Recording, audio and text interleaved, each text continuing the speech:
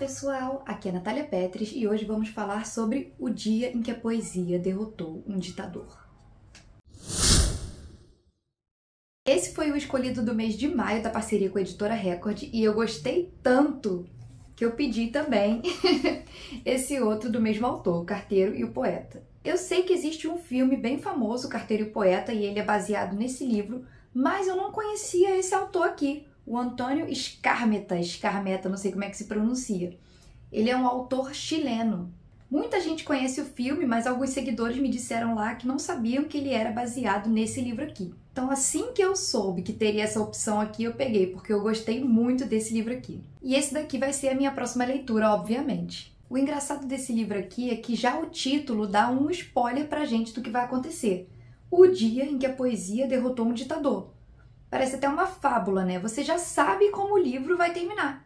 Você sabe já que no final o ditador vai ser derrotado. Mas aí a gente pressupõe que o livro vai mostrar pra gente como foi que esse ditador foi derrotado pela poesia. Então o autor Antônio Skármeta, ele é chileno e o ditador aqui, o dito cujo que foi derrotado, é o Pinochet. Então assim, o livro ele não contextualiza muito sobre a história da ditadura no Chile, ele meio que dá a entender que a gente já sabe, e algumas informações eu tive que buscar na internet. Contextualizando, né, rapidamente.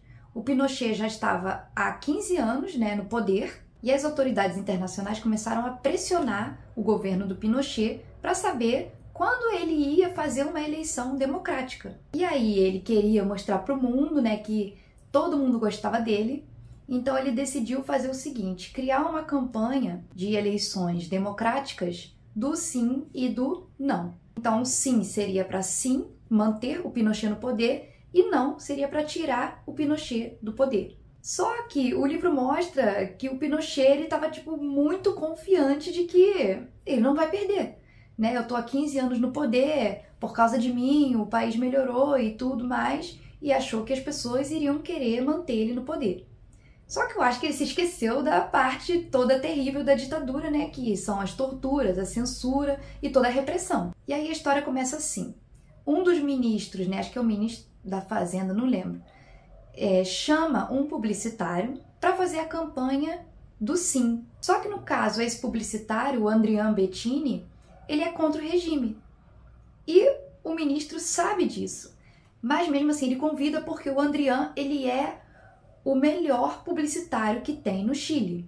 E por causa disso ele está sofrendo com desemprego, porque existe uma lista de pessoas que não podem ser contratadas. Você só consegue freelance um aqui e um ali. Mas aí, por questões, né, ideológicas, o Adrian recusou fazer a campanha do sim, porque como ele é o melhor publicitário, né, do país, ele poderia fazer com que o Pinochet se mantivesse no poder. Então ele não quis fazer essa campanha. E como eu falei, a gente já sabe que o Pinochet vai ser derrotado, porque o título do livro já...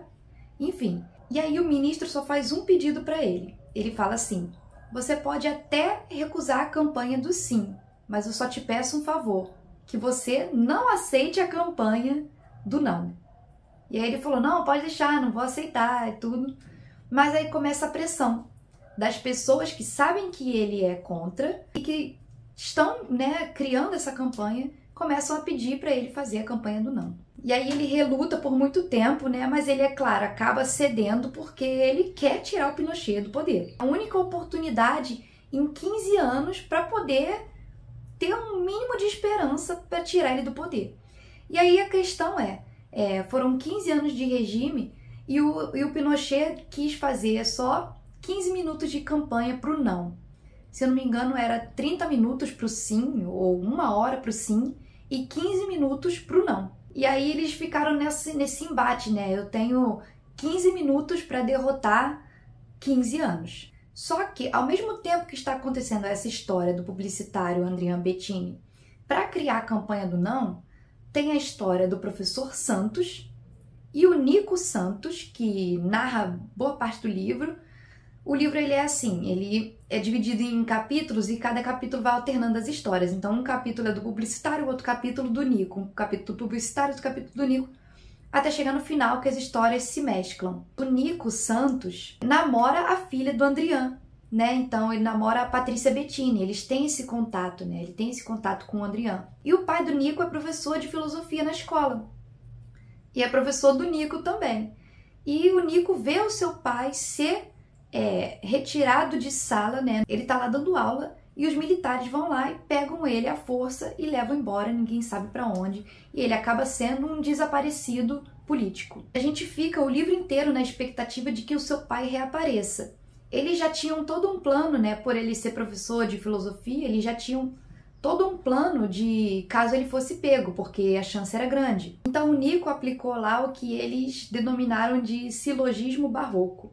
Era um código lá entre eles, em que o Nico sabia o passo a passo do que fazer caso seu pai fosse pego. E aí é um livro, assim, curto, né? Ele é uma leitura, assim, muito rápida, muito fácil, mas que tem muita coisa dentro, né? Ele tem muita informação. Então, além de mesclar a história do Nico, do professor, e da derrota do Pinochet e tudo mais, a campanha do não, ele também, a história, né, se passa nos anos 80, porque isso aconteceu em 1988. Então tem todo aquele gostinho de anos 80, o embalo das músicas, tem os objetos, as coisas que eram dos anos 80, então é bem legal essa ambientação também. Então o livro vai focar na maior parte do tempo na criação dessa campanha do não, né? Ao mesmo tempo que o Nico tá na expectativa de encontrar o seu pai.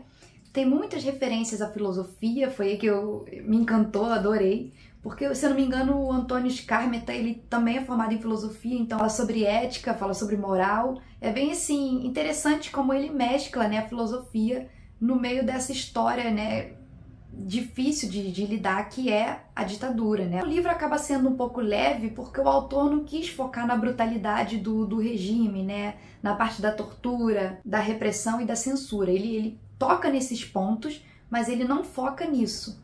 O maior foco dele, o que deixa o livro mais leve, é a esperança de tirar o Pinochet do poder depois de 15 anos de sofrimento. Então é legal a gente ver o Andrian pensando assim, né? E, pô, falar do sim é fácil, né? Você falar, sim, vamos continuar com tudo que já tem e a gente só vai manter aí o nosso poder e fazer uma campanha positiva, como se tivesse tudo bem, ó, a gente já fez isso, tantas pessoas saíram do nível da pobreza, não sei o quê. E aí ele fica, o não é muito mais difícil, como é que eu vou falar, ah, não vote no Pinochet, e falar não à tortura, não a não sei o quê. Eles acharam que isso não ia despertar o interesse das pessoas, porque já tinha muita gente acomodada com o governo, né, já há 15 anos, já tá acostumada, é só andar na linha, é só a gente não falar nossas opiniões e tudo. Tinha sempre, né, os que estão em cima do muro, que não tinham certeza se ia votar sim, se ia votar não. Eles queriam pegar essas pessoas. Tinha aquela já tinha certeza que não e aquelas que tinham certeza que sim. O foco deles era nessas pessoas que ainda estavam indecisas. Eles acabaram tendo uma ideia genial, que não é um spoiler, porque isso é a história, né?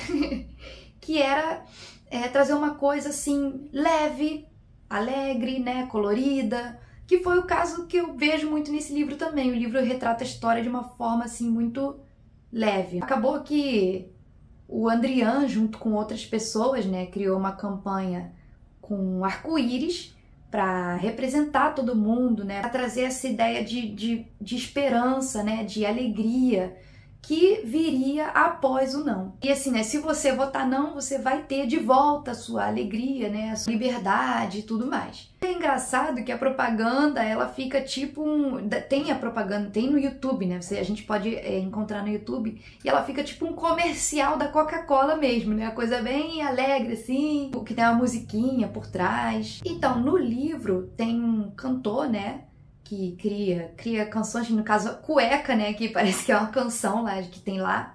E aí ele vem com essa ideia de um jingle pro comercial, né, pra propaganda dos 15 minutos, com uma música que possa grudar na cabeça das pessoas. Ele pega uma música já famosa, né, que já gruda na cabeça das pessoas, e só coloca a letra deles, né. Eu, assim, particularmente, né, fiquei esperando a poesia mesmo, um poema, tipo, alguém leu um poema forte que foi lá e derrotou o Pinochet. Na verdade não era um poema, eu não me toquei que era a poesia, que não é um poema, a poesia não é um poema.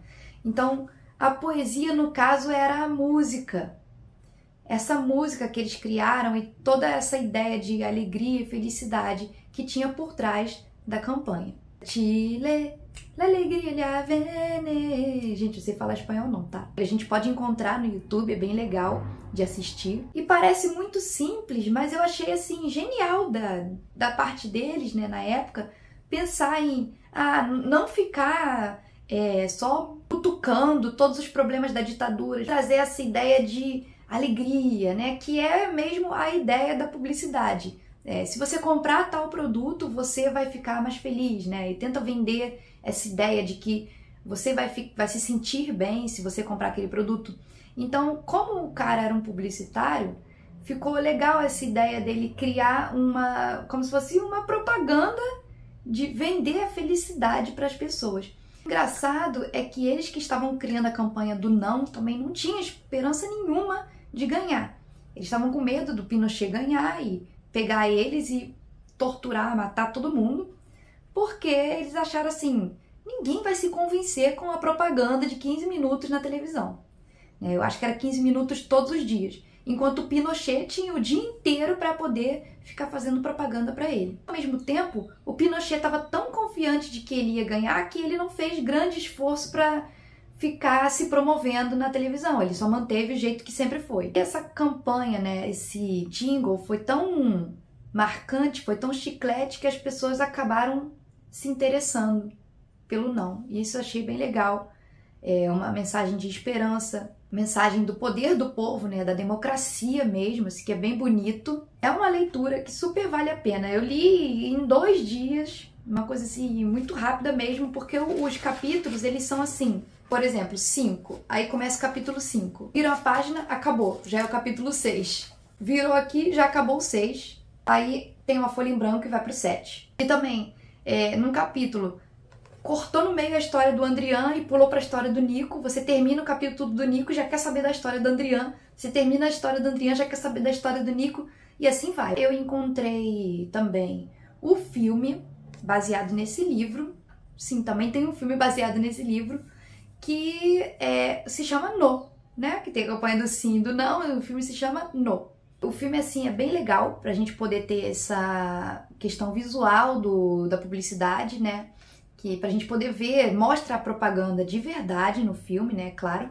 Só que o filme focou somente na criação da campanha do não. Não tem a parte do ministro pedindo pra ele criar a campanha do sim, não tem a filha, a Patrícia Bettini, não tem o professor Santos, não tem o Nico, não tem nada disso. É só o Andrian criando a campanha do não. Só isso. Eu achei que ficou, assim, muito legal para você poder ver como que foi, ter uma ideia de como foi a criação, mas eu achei o livro muito mais completo, né, nesse caso. Tem essa questão da filosofia que eu gosto. Se você quiser saber sobre essa história, eu acho que vale a pena você ler o livro ao invés de ver o filme. E aí ver o filme depois de ler. Pinochet foi derrotado com 56%, né, dos votos, e nem ele acreditou quando isso aconteceu. O que acontece depois disso, o livro pecou também nessa parte. Não falou, né? Teve um fechamento da história, né? Não vou falar o que aconteceu, mas não falou sobre, tipo, o que o Pinochet fez, né? Ele mandou matar as outras pessoas, ele ficou com raiva, ele foi embora do país, ele não falou. Aí fica a nosso critério buscar informações na internet, né, sobre o que aconteceu na história do Chile, porque eu particularmente não sabia, não conhecia bem a história da ditadura chilena. Então, gente, é isso. Eu acho que eu já falei pra caramba aqui, não vou falar mais muita coisa.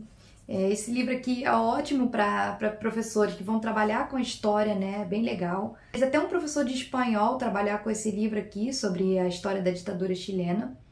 E em breve eu também vou ler O Carteiro e o Poeta, que é até mais fino que esse aqui. Então, depois que eu ler, eu vou assistir o filme e aí eu gravo a resenha para vocês. Então, espero que vocês tenham gostado e até a próxima!